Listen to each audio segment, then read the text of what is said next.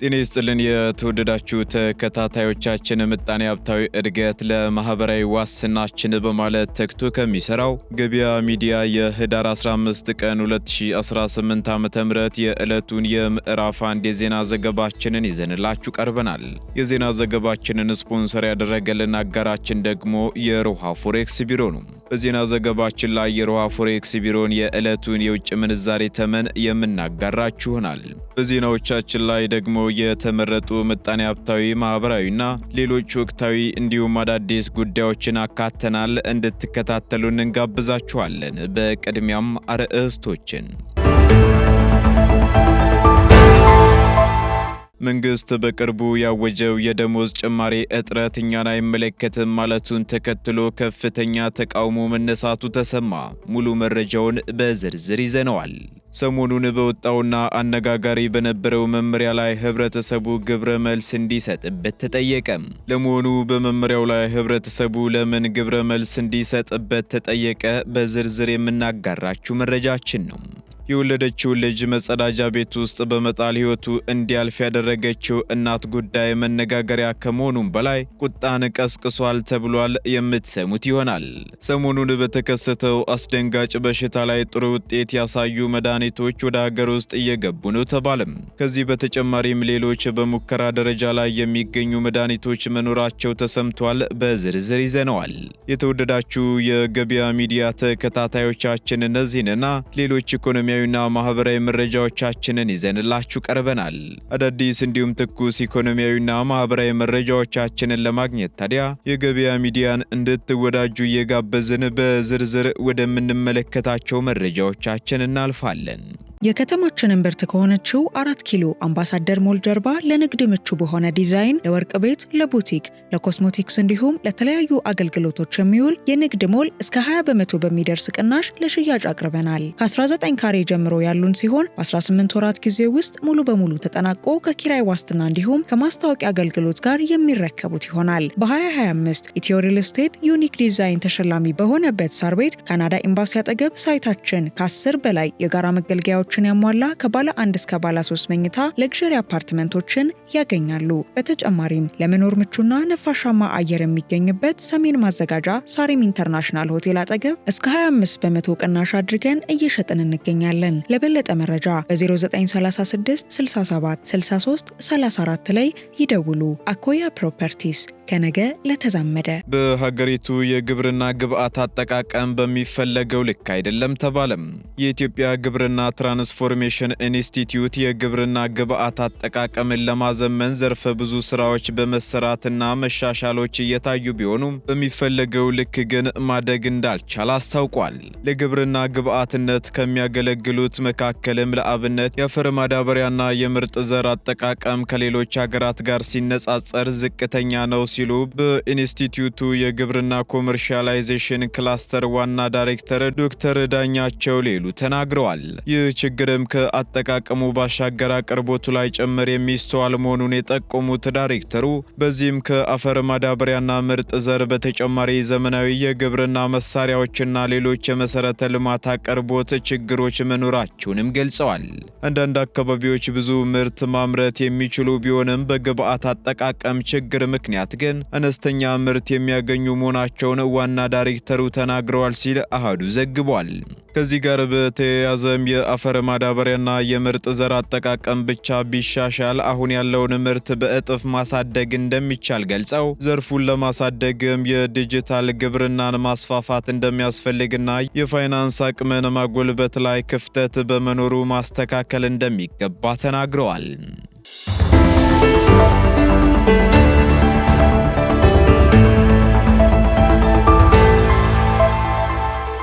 ህብረተሰቡ ኮንትሮባንድን የመከላከልና የመቆጣጠር ስራውን እንዲደግፍ ጥሪ ቀረበ።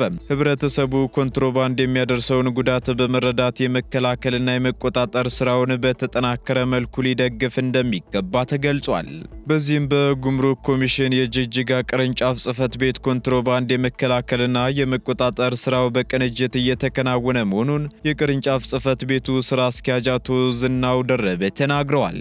ስራ አስኪያጁ አክለውም ባለፉት በ3 ወራት ብቻ ጽሕፈት ቤቱ ባከናወነው ኮንትሮባንድን የመከላከልና የመቆጣጠር ሥራ በወጪ ኮንትሮባንድ 350 ሚሊዮን ብር፣ በገቢ ኮንትሮባንድ ደግሞ 800 ሚሊዮን ብር በጥቅሉ 1.2 ቢሊዮን ብር ማዳን መቻሉን ገልጸዋል። ይህ ውጤት የተገኘውም ደግሞ ቅርንጫፍ ጽሕፈት ቤቱ ከህብረተሰቡ፣ ከክልል የጸጥታ አካላትና ከሌሎች ባለድርሻ አካላት ጋር በጋራ ተቀራርቦና ተናቦ በመስራቱ ነው ብለዋል። ባለድርሻ አካላትም ሆኑ ህብረተሰቡ ኮንትሮባንድ በሀገር ኢኮኖሚና በጤና ላይ በተለይም ወጣትና አምራች ዜጋው ላይ የሚያደርሰውን አዎንታዊ ተጽዕኖና ጉዳት በመረዳት የመከላከልና የመቆጣጠር ስራውን በተጠናከረ መልኩ ሊደግፍ እንደሚገባም ጥሪ አቀርበዋል።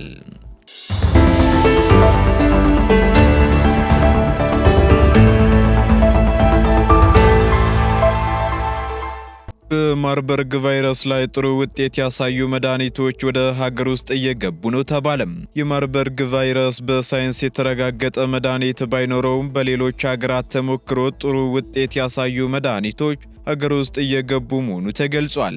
የማርበርግ ቫይረስ በሀገሪቱ ለመጀመሪያ ጊዜ በደቡብ ኢትዮጵያ ክልል ጂንካ ከተማ ከተከሰተበት ጊዜ ጀምሮ በቫይረሱ የተያዙ ሰዎች ቁጥር 10 የደረሰ ሲሆን ይህ ዘገባ እስከ ተጠናቀረበት ጊዜ ድረስ ደግሞ በዚሁ በሽታ የ5 ሰዎች ሕይወት ማለፉን የጤና ሚኒስቴር አስታውቋል። ይህ የማርበርግ ቫይረስ በሽታ በቫይረስ የሚዛመትና ከኢቦላ ጋር ተመሳሳይነት እንዳለው ደግሞ በጤና ሚኒስቴር የማርበርግ ቫይረስ አማካሪ እንዲሁም የድንገተኛና ጽኑ ሕክምና ተባባሪ ፕሮፌሰር ዶክተር ወልደሰንበት ዋጋነው ተናግረዋል። በተጨማሪም ቫይረሱ ከኮቪድ-19 ወረርሽኝ ጋር ግንኙነት እንደሌለው ገልጸው ከሌሎች ቫይረሶች በተለየ መልኩ በፍጥነት ምልክት እንደሚያሳይ ተናግረዋል። ቫይረሱ በሽታን የመቋቋም አቅምን የሚያዳክም እንዲሁም ያለ ምክንያት የሰውነት መድማት የሚያስከትል መሆኑን የገለጹት ዶክተር ወልደሰንበት እስካሁን በሳይንስ የተረጋገጠ መድኃኒት ባይኖረውም ግን በአፍሪካና በሌሎችም ሀገራት ጥቅም ላይ ውለው ለውጥ ያሳዩ መድኃኒቶች ወደ ሀገር ውስጥ እየገቡ መሆኑን ተናግረዋል።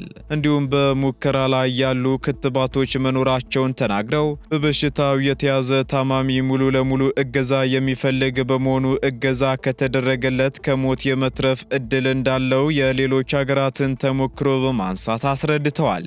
በሌላ በኩል ቫይረሱ በወንድ ዘር ፈሳሽና በአይን ውስጥ ብቻ እስከ 1 ዓመት መቆየት እንደሚችል ገልጸው በእነዚህ የሰውነት ክፍሎች በሽታ የመከላከል አቅም ዝቅተኛ በመሆኑ ቫይረሱ የመቆየት እድል እንዳለው ተናግረዋል ሲል የዘገበው መናሪያ ሬዲዮ ነው።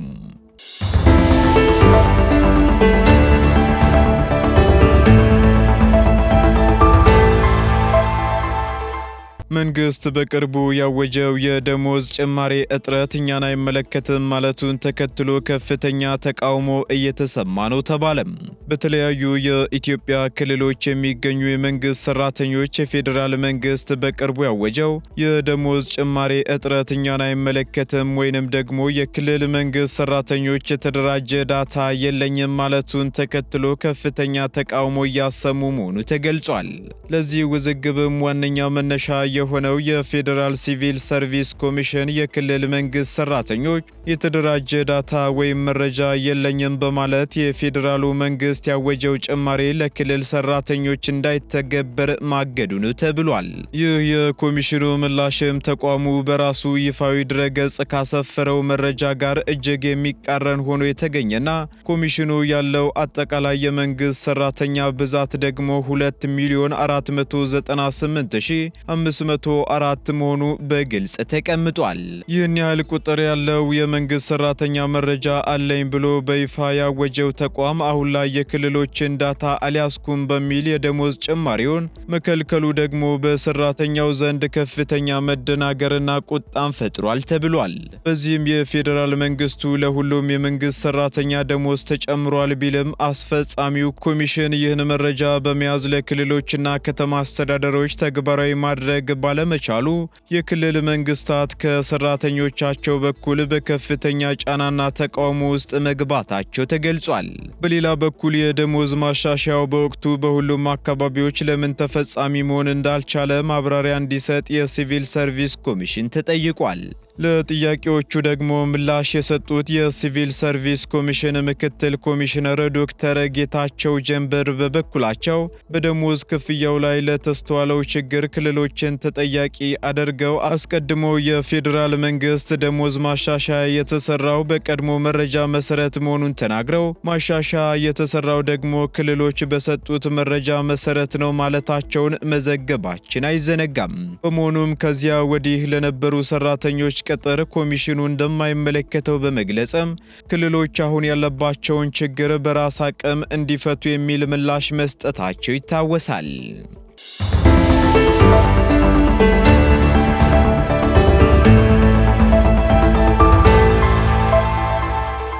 የተማሪዎች ስነ ምግባር መመሪያ ላይ ግብረ መልስ እንዲሰጥበት ተጠየቀም። የትምህርት ሚኒስቴር በኢትዮጵያ የዜጎችን ስነ ምግባር ለማሻሻል የስነ ዜጋና ስነ ምግባር ትምህርት በስርዓተ ትምህርቱ ተካቶ ለበርካታ ዓመታት የተሰጠና ተማሪዎች ስለ መብቶቻቸው በቂ ዕውቀትና ግንዛቤ ቢጨብጡም በርካታ ወጣቶች ግን ከኢትዮጵያ ማህበራዊ እሴቶች፣ ደንቦችና ሕጎች ውጪ የሆኑ የስነ ምግባር ጉድለቶች እየተስተዋለባቸው እንደሚገኝ አስታውቋል። ይህን ተከትሎም የተማሪዎች ስነ ምግባር ጉድለትን ለማረም ባዘጋጀው መመሪያ ላይ ህብረተሰቡ ግብረ መልስ እንዲሰጥበት ሚኒስተሩ ጠይቋል።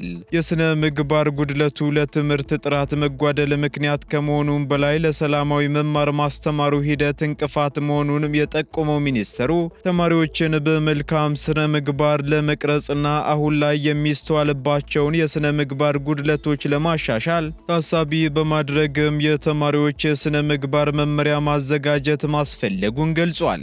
በዚህም ሁለንተናዊ ሰብዕናቸው የተገነባ በመልካም ስነ ምግባር የታነጹና ግብረ ገብነትን የተላበሱ በትምህርት ቤትና ከትምህርት ቤት ውጭ ያሉ ህጎችና ደንቦችን የሚያከብሩ እንዲሁም የሚተገብሩ ዜጎችን ለማፍራት በማሰብ ከቅድመ አንደኛ እስከ 12ኛ ክፍል ድረስ ባሉ መደበኛና መደበኛ ባልሆኑ ትምህርት ቤቶች በሚተገበረው መመሪያ የተማሪዎች መብቶችና ግዴታዎችን ያስቀመጠው ሲሆን ክሬዚ ዴይ፣ ኦልድስ ዴይ፣ ቫላንታይን ዴይ፣ ወተር ዴይ እና ሌሎችም የኢትዮጵያን ባህል የማይገልጹ ድርጊቶችን ማክበር መከልከሉን ጠቁሟል።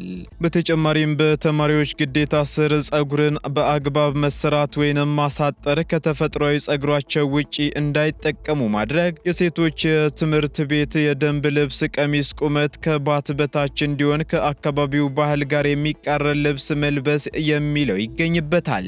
እንዲሁም ከትምህርት ቤቱ እውቅና ውጪ በትምህርት ቤቱ ስም ገንዘብ በማሰባሰብ ልዩ ልዩ የመዝናኛ ዝግጅቶችና ትምህርታዊ ያልሆኑ የጉዞ ፕሮግራሞች ማካሄድ፣ ወላጆቻቸውን በኤችአይቪ ኤድስ ምክንያት ያጡ ከቫይረሱ ጋር የሚኖሩ የአካል ጉዳትና ልዩ ፍላጎት ያላቸውን ተማሪዎች ማግለል፣ የትምህርት ቤት አጥርን በመዝለል ወይንም በመሽለክ መግባትና መውጣት፣ ሰላማዊ የመማር ማስተማር ሂደትን ማወቅ፣ ፈተና መኮረጅ፣ ማስኮረጅ፣ ስርቆት መፈጸም፣ ቁማር መጫወት፣ በአጠቃላይ ከማንኛውም ህገወጥ ድርጊትና ጥፋት አለመቆጠብ እንዲሁም ተባባሪ መሆንና ህገወጥ ድርጊት የሚፈጽሙትን አለመጠቆም ከስነ ምግባር ጥሰት የተካተቱ ናቸው ተብሏል። በዚህ መሰረት በቅድመ አንደኛ የሚገኙ ህጻናት ከአንደኛ እስከ 6ኛ የክፍል ደረጃ ለሚገኙ ተማሪዎች፣ ከ7ኛ እስከ 8ኛ ክፍል ደረጃ ለሚገኙ ተማሪዎች፣ ከ9ኛ እስከ 12ኛ ክፍል ለሚገኙ ተማሪዎች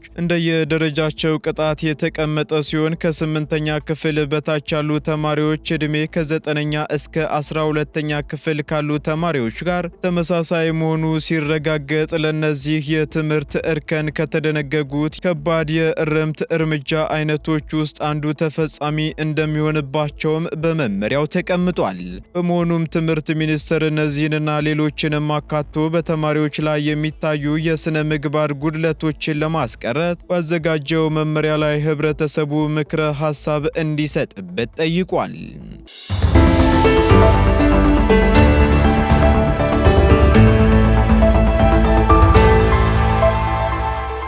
የወለደችውን ልጅ መጸዳጃ ውስጥ በመጣል ሕይወቱ እንዲያልፍ ያደረገችው እናት መቀጣቷ ተገለጸ። የወለደችውን ልጅ መጸዳጃ ውስጥ በመጣል ሕይወቱ እንዲያልፍ ያደረገች ተከሳሽ በእስራት መቀጣቷን የኢሉባቦር ዞን ፖሊስ አስታውቋል። በኢሉባቦር ዞን ቡሬ ወረዳ ሲቦ 01 ቀበሌ ውስጥ ከጋብቻ ውጪ የወለደችውን ልጅ መጸዳጃ ጉድጓድ ውስጥ የጣለች እናት በእስራት መቀጣቷ ተገልጿል።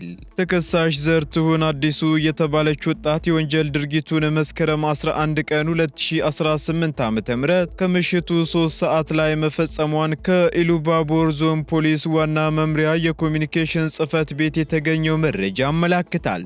በዚሁ ዕለትም የወለደችውን ልጅ ማንም ሳያያት መጸዳጃ ጉድጓድ ውስጥ በመጣል የተሸሸገች መሆኑን ፖሊስ አመላክቷል። መጸዳጃ ጉድጓድ ውስጥ የተጣለው ልጅም አስከሬን መጥፎ ጠረን በማውጣቱና በተደረገ ፍተሻ ከ4 ቀናት በኋላ መስከረም 15 ቀን 2018 ዓ.ም ከቀኑ 10 ሰዓት ላይ በፖሊስና በህብረተሰቡ ትብብር ከመጸዳጃ ቤት የወጣ እንደሆነ ተገልጿል። ፖሊስም ከመጸዳጃ ቤት ውስጥ የወጣውን አስከሬን ወደ ሆስፒታል ለምርመራ በመላክ ተከሳሿን ከተሸሸገችበት በቁጥጥር ስር መዋሉን አስታውቋል። በዚህም ተከሳሿ በሰጠችው ቃል ከጋብቻ ውጪ ጸንሳ በመውለዷ ባደረባት ጭንቀት ድርጊቱን መፈጸሟን ተናግራለች ተብሏል። ፖሊስም የምርመራ መዝገቡን በማስረጃ በማጠናከር ለአቃቤ ሕግ ልኮ በአቃቤ ሕግ የተመሰረተውን ክስ የተመለከተው የኢሉባቦር ዞን ከፍተኛ ፍርድ ቤት በበኩሉ ህዳር 11 ቀን 2018 ዓ.ም በዋለው ችሎት ተከሳሽ ዘርትሁን አዲሱን ጥፋተኛ በማለት በ11 ዓመት ከ4 ወራት እስራት እንድትቀጣ ወስኖባታል መባሉን ብስራት ሬዲዮ ዘግቧል።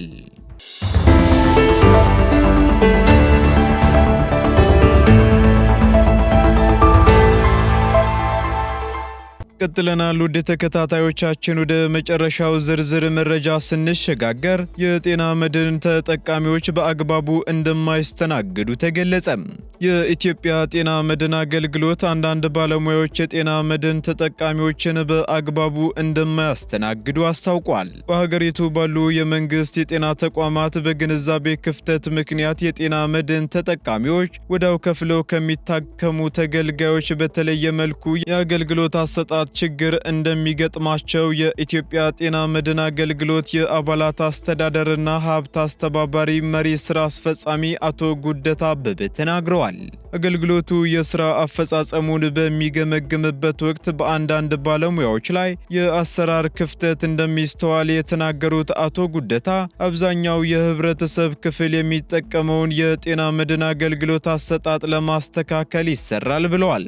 በመሆኑም በጤና ተቋማቱ ከካርድ ክፍል ጀምሮ ያሉ አንዳንድ አገልጋዮች የአሰራር ክፍተት እንደሚታይባቸውና ህዝቡም የሚያስተውላቸውን የስነ ምግባር ክፍተቶችን ማሳወቅ እንደሚገባ እንዲሁም ህብረተሰቡን የዚህ ስራ ባለቤት ለማድረግ እንደሚሰራም አክለዋል።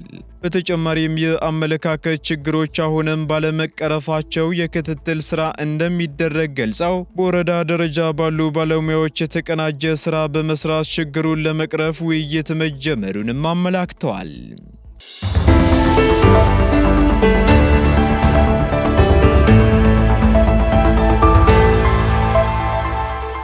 ቀጥለናል። ውድ ተከታታዮቻችን በመጨረሻም የሮሃ ፎሬክስ ቢሮን የዕለቱን የውጭ ምንዛሬ ተመን መረጃ እናጋራችኋለን። በዚህም አንድ የአሜሪካ ዶላር 173 ብር ከ70 ሳንቲም እየተገዛ 177 ብር ከ17 ሳንቲም እየተሸጠ ይገኛል። ፓውንድ ስተርሊንግ 219 ብር ከ95 ሳንቲም እየተገዛ 224 ብር ከ35 ሳንቲም እየተሸጠ ይገኛል። ዩሮ ደግሞ 194 ብር ከ80 ሳንቲም መግዣው ሲሆን መሸጫው ደግሞ 198 ብር ከ70 ሳንቲም ሆኗል። ስዊስ ፍራንክ እንዲሁ 205 ብር ከ1 ሳንቲም እየተገዛ 209 ብር ከ11 ሳንቲም እየተሸጠ ይገኛል። የተባበሩት አረብ ኤምሬት ድራም ደግሞ 45 ብር ከ80 ሳንቲም መግዣው ሲሆን መሸጫው ደግሞ 46 ብር ከ72 ሳንቲም ሆኗል። የሳውዲ ሪያል 45 ብር ከ80 ሳንቲም እየተገዛ 46 ብር ከ72 ሳንቲም እየተሸጠ ይገኛል። እንዲሁም የቻይናው ዩዋን ደግሞ 22 ብር ከ75 ሳንቲም መግዣው ሲሆን 23 ብር ከ21 ሳንቲም ደግሞ መሸጫው መሆኑን የሮሃ ፎሬክስ ቢሮ የዕለቱ የውጭ ምንዛሬ ተመን መረጃ ያመላክታል።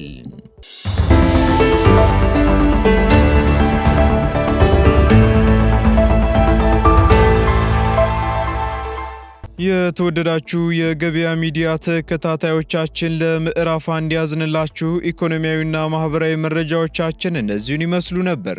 አዳዲስ እንዲሁም ትኩስ ኢኮኖሚያዊና ማህበራዊ መረጃዎቻችንን ለማግኘት ታዲያ የገበያ ሚዲያን እንድትወዳጁ እንጋብዛለን። ሰናይ ጊዜን ተመኘን።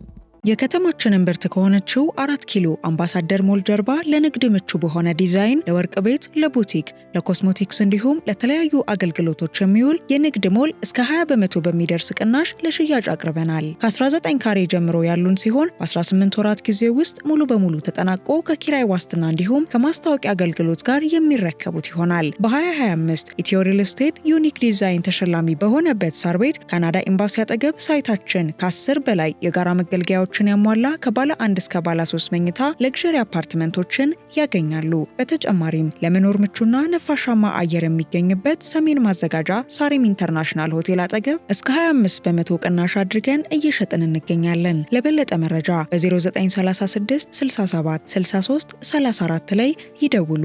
አኮያ ፕሮፐርቲስ ከነገ ለተዛመደ